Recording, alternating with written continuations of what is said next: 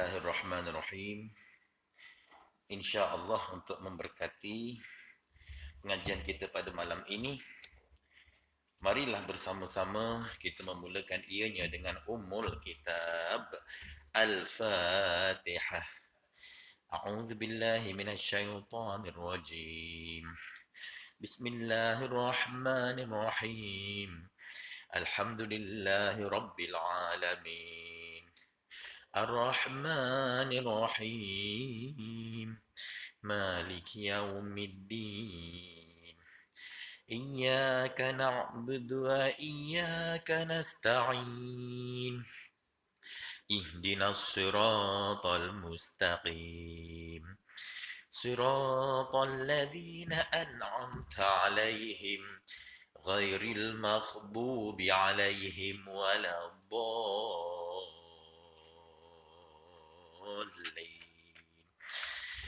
آمين. أعوذ بالله من الشيطان الرجيم. بسم الله الرحمن الرحيم. إن الحمد لله نحمده ونستعينه ونستغفره ونعوذ بالله من شرور أنفسنا ومن سيئات أعمالنا من يهده الله فلا مضل له ومن يضلل فلن تجد له وليا مرشدا. أشهد أن لا إله إلا الله وحده لا شريك له وأشهد أن محمدا عبده ورسوله. سبحانك لا علم لنا إلا ما علمتنا إنك أنت العليم الحكيم. رب اشرح لي صدري ويسر لي أمري واحلل عقدة من lisani yafqahu qawli. Amma ba'du. Harus ditanam semangat muhibbah agar ukhuwah menjadi kukuh. Pengajian kitab Tibun Nabawi pada malam ini Ustaz mulakan dengan kalimah thayyibah. Uhayyikum bitahiyyatil Islam. Tahiyyatan thayyibatan mubarakatan min indillah. Assalamualaikum warahmatullahi wabarakatuh. Yang namuliakan Al-Fadhil, Tuan Imam, barisan Tuan-Tuan Imam, barisan Tuan-Tuan Bilal, seluruh ahli jawatankuasa Surau An-Nur, Seksyen 20, tuan-tuan guru, para alim ulama, para asatizah, para ilmuwan, para cendekiawan, para pencinta-pencinta ilmu, para pencinta kepada majlis-majlis ilmu, muslimin musliman, hadirin hadirat sidang jemaah yang merupakan bakal-bakal penghuni syurga yang dirahmati oleh Allah dan disayangi oleh Nabi-Nya Muhammad sallallahu alaihi wasallam.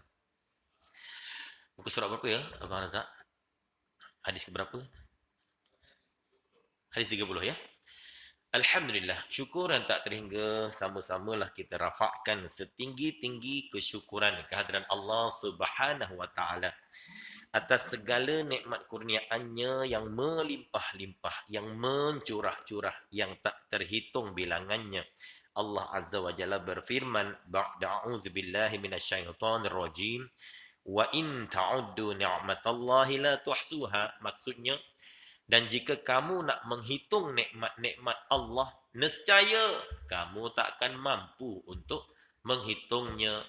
Menghitung sama erti dengan membilang ataupun mengira. Why? Limadha? Kenapa? Kerana terlalu banyak, teramat banyak, tak terkira banyak nikmat-nikmat yang Allah kurniakan buat kehidupan kita di dunia ini, apatah lagi nikmat-nikmat yang bakal dianugerahkan olehnya untuk kita di negeri akhirat nanti, di dalam syurganya. Allahumma rzuqnal jannah. Ya Allah, ya Tuhan kami, rezekikanlah kami semua dengan syurgamu. Amin, amin ya rabbal alamin. InsyaAllah ya, pada malam ini menyambung pengajian yang lalu pada muka surat 37, hadis yang ke-30 ya. Tajuknya hukum mengadu kesakitan.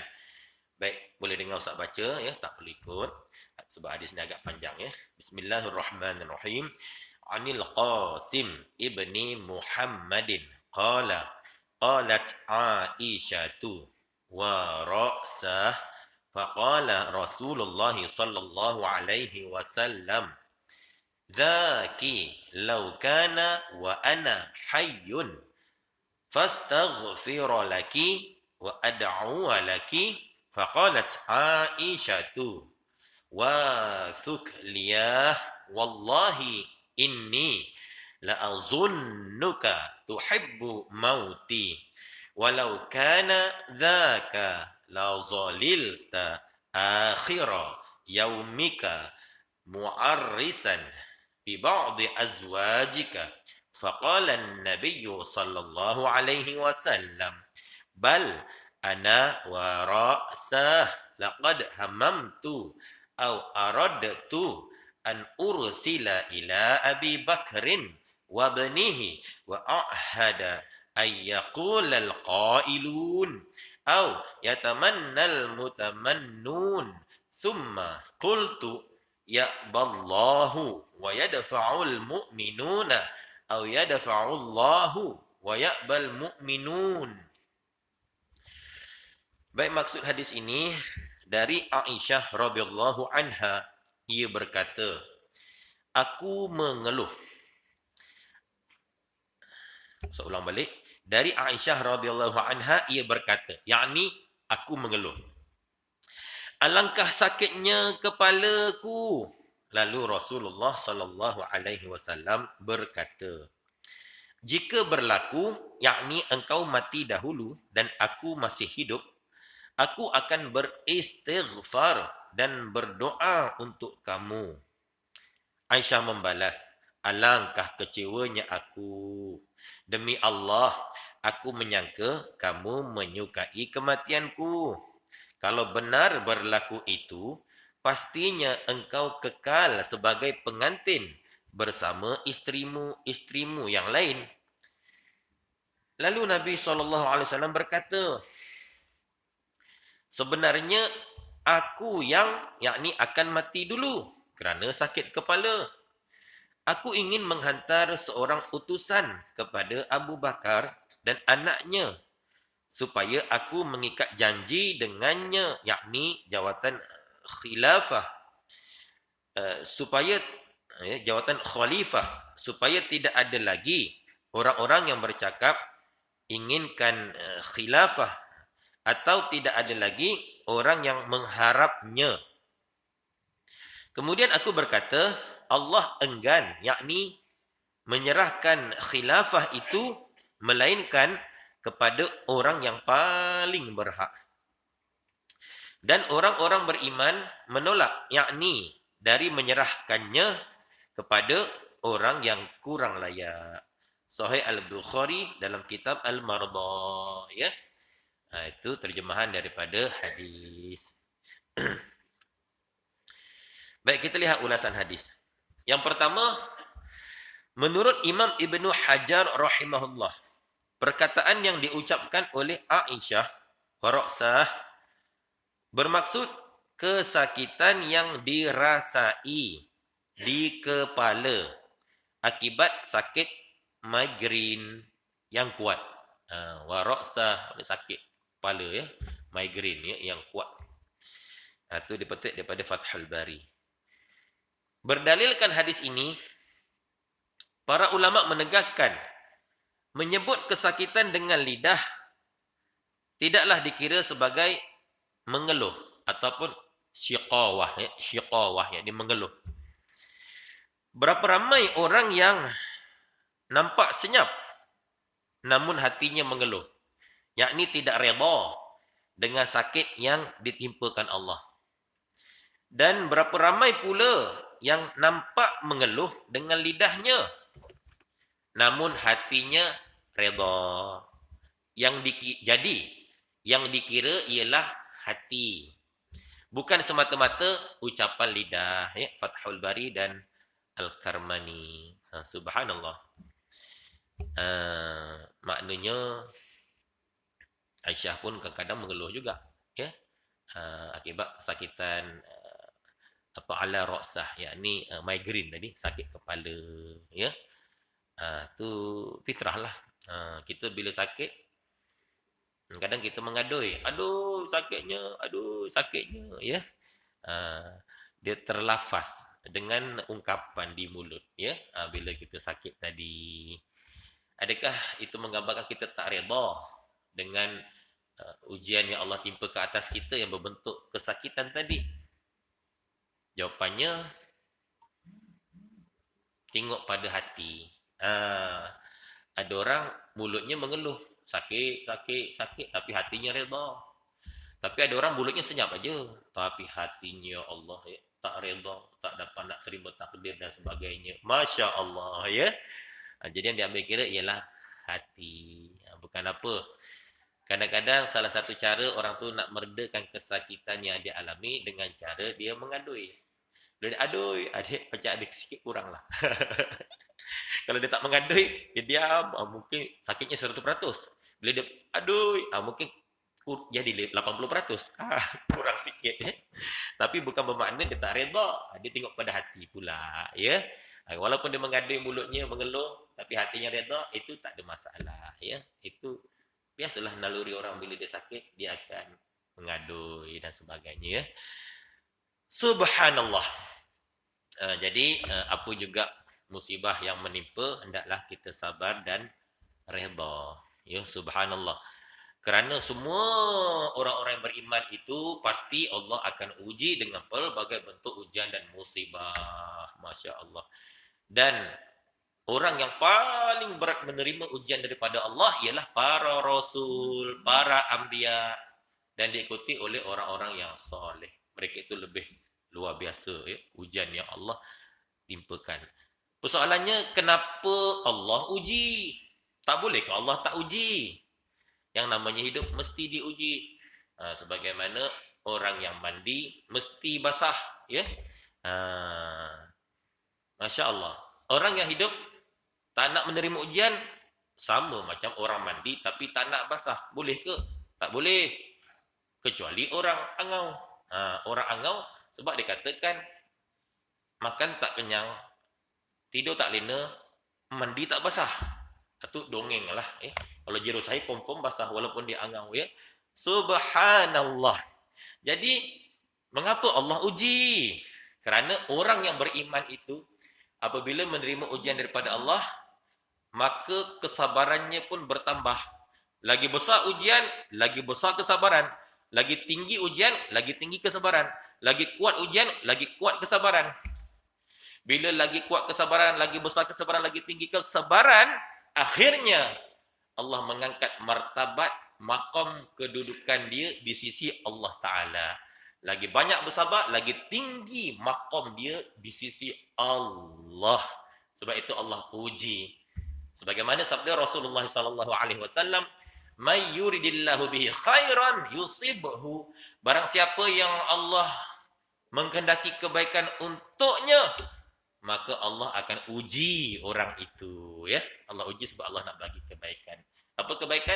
Antaranya martabat kedudukannya di sisi Allah semakin meningkat, semakin meningkat, semakin meningkat, dan Allah akan hadiahkan untuknya syurga yang tertinggi di hari akhirat nanti, ya. Fabashshirus sabirin. Sampaikanlah berita gembira untuk orang-orang yang bersabar. Baik. Yang kedua, pengajaran lain yang dapat kita ambil ataupun kita timba dari hadis. Yang pertama, harus bergurau dengan isteri, ya. Sebagai seorang suami, dia kena pandai bergurau dengan isteri, pandai ambil hati isteri, pandai memujuk hati isteri, pandai bergurau senda dengan isteri. Suatu yang tidak dikira sebagai sia-sia, iaitulah suami isteri bercanda, kata orang Indon, ataupun bergurau senda, bermesra, berkasih sayang, berseronok. Itu suatu yang tidak dikira sebagai sia-sia. Sebab apabila isteri mendatangi suami, terbalik, suami mendatangi isteri, kedua-dua mereka berkasih sayang, berromantik dan sebagainya, itu semua ibadah dan dapat pahala di sisi Allah. Kerana salurannya betul, yang halal. Tapi apabila diperlakukan perkara bersenok-senok dengan orang yang bukan mahram, maksudnya yang bukan halal untuknya, maka haramlah, maka berdosa besarlah, Ya.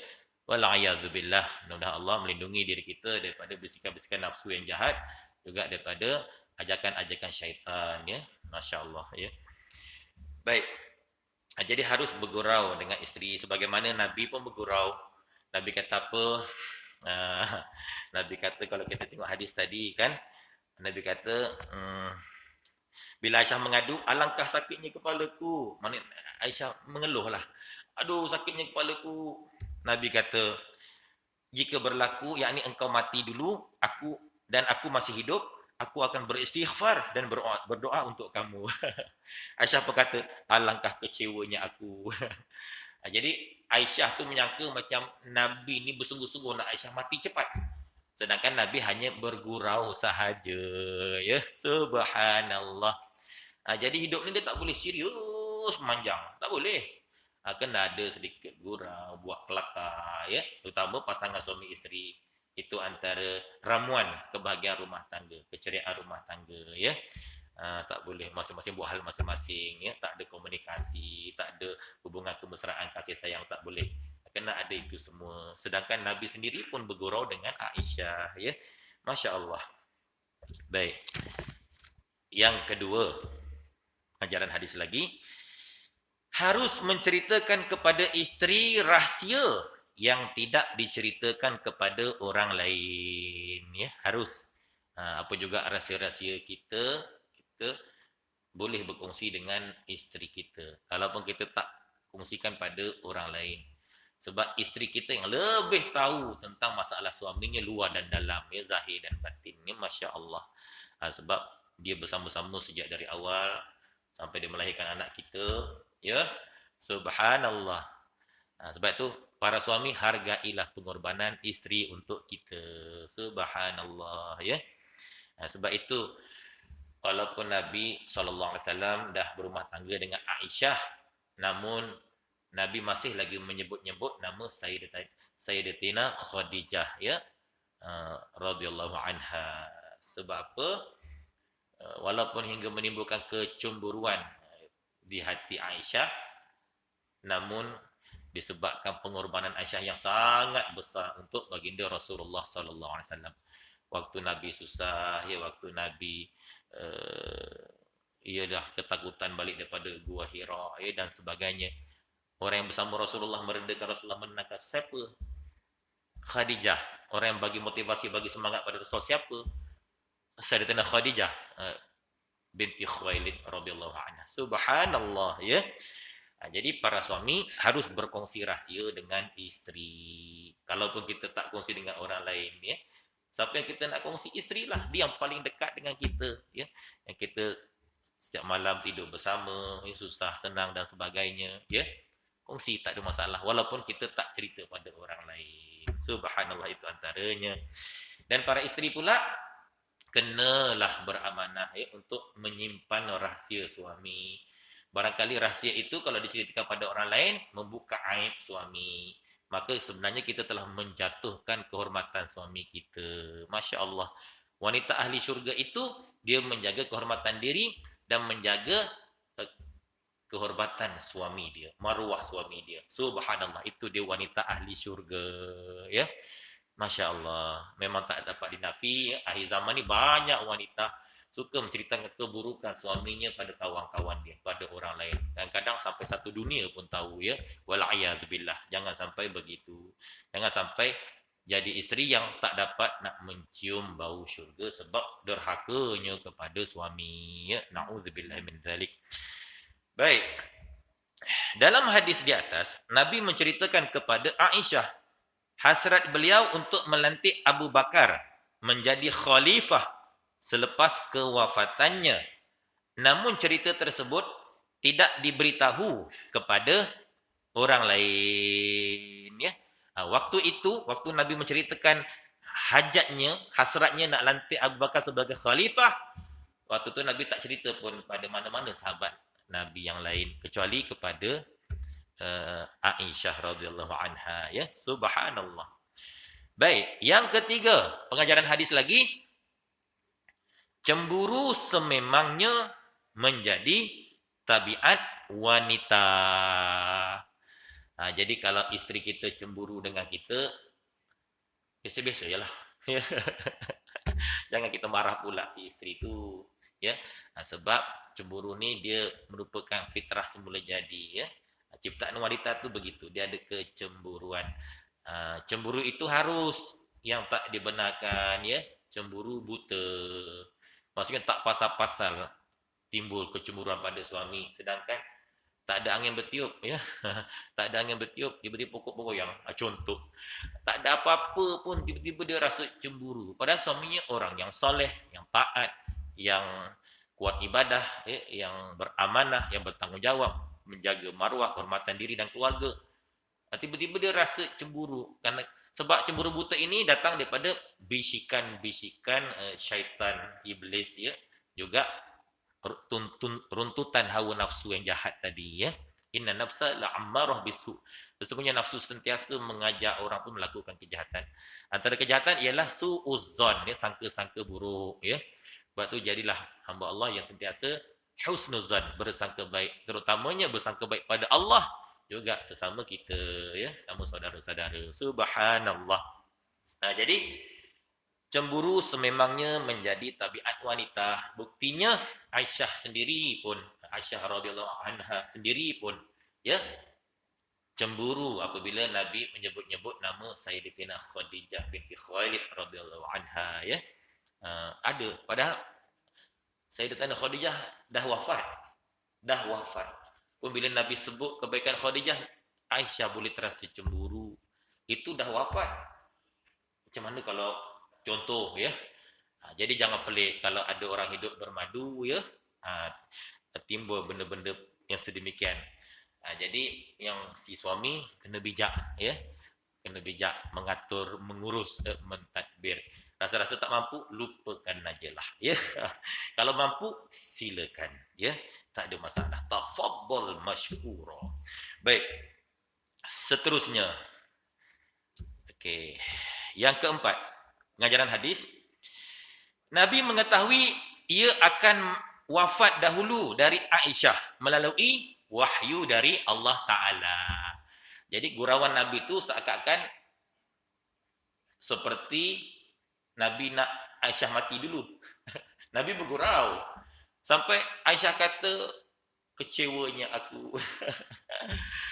Aisyah ingat Nabi nak supaya Aisyah ni cepat mati. Kalau aku mati, maka kau akan bergembiralah bersama isteri-isterimu yang lain. Cemburu Aisyah, cemburu. Sebenarnya Nabi cakap begitu, Nabi dah tahu, ya. Sebenarnya Aisyah tak akan mati dulu. Yang akan mati dulu beliau lah, baginda lah. Sebab apa Nabi boleh tahu? Sebab Nabi tak pernah berdusta. Nabi berkata benar. Nabi tahu kerana wahyu, ya, daripada Allah, ya. Masya Allah. Subhanallah, itu antaranya dalam Fathul Bari dan Al-Karmani. Subhanallah. Itu berkaitan dengan hukum mengadu kesakitan. Jadi kesimpulannya, mengadu kesakitan itu adalah harus. Dia bergantung pada hati. Masya Allah, ya. Ada orang mengeluh, tapi hatinya redha. Ada orang mulut senyap tapi hatinya tak redha, ya. Mana lebih baik? Tengok hati tadi. Tapi kalau ada orang tak mengeluh, hatinya redha, itu terbaik, ya. Subhanallah. Itu sudah tentulah yang paling baik. Baik, Ustaz tengok jam dulu. Okey, ada masa lagi lebih kurang 6 minit, ya. Sebelum kita nak azan. Subhanallah. Baik.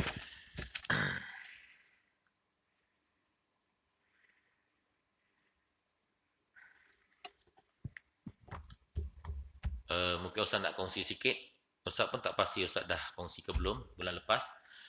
Berkaitan dengan kalau ada seseorang tu kena kerasukan, ya, atau kena histeria, atau kena sampuk, ya. Maksudnya dia tak sedar dirilah akibat diganggu oleh makhluk halus. Setelah kita rawat dan sebagainya, kita susuli dia dengan mandi air limau, ya. Mandi air limau. Okey. Dan baru-baru ni terjadi dekat satu mahatafiz, ya, Ustaz dipanggil untuk membantu pelajar-pelajar yang kena rasuk, ya. Subhanallah, Ustaz ada gunakan minyak bidara yang guru Ustaz hadiahkan ya, Ustaz Wan Ilyas Wan Ishak. Subhanallah, ya, sangat berkesan tuan-tuan. Minyak dara tu Ustaz calik sikit pada dahi, calik sikit pada hidung, calik sikit belakang tengkuk, calik sikit pada bahagian betis kaki kanan, betis kaki kiri. Bila calik, terus orang budak banyak kena rasuk tu terus panas, panas, panas. Lepas tu terus lembik. Lembik tu okey lah. Dia keluar lah. Oh, dia sangat bantu tuan-tuan ni bidara. Sebab Allah ciptakan bidara itu, dia sangat ditakuti oleh makhluk-makhluk tersebut. Ya. Mungkin dia rasa sakit ke, mungkin dia macam-macam lah. Mungkin rasa kena sengat ke, berbisa dan sebagainya. Bidara tuan-tuan ya. Ustaz ada bawa malam ni. Siapa banyak boleh dapat. Oh, dah bunyi kentut. Baik. Jadi setakat ini sajalah ya untuk perkongsian. Siapa berhajat boleh tengoklah apa juga barang yang Ustaz bawa. Termasuklah madu asli dari Pakistan sepadan Azerbaijan ya. Ini sijil-sijil dia punya pengesahan keaslian dia daripada makmal di Pakistan dan juga makmal di Genome Bangi ya. Wallahu alam, kita tutup dengan tasbih kafarah dan surah wal asr. Subhanakallahumma bihamdika asyhadu an la ilaha illa anta astaghfiruka wa atubu ilaik. Bismillahirrahmanirrahim. Wal asr innal insana lafi khusr illa alladhina amanu wa amilus salihati wa tawassaw bil haqqi wa tawassaw bis sabr. Billahi taufiq wal hidayah. Assalamualaikum warahmatullahi wabarakatuh.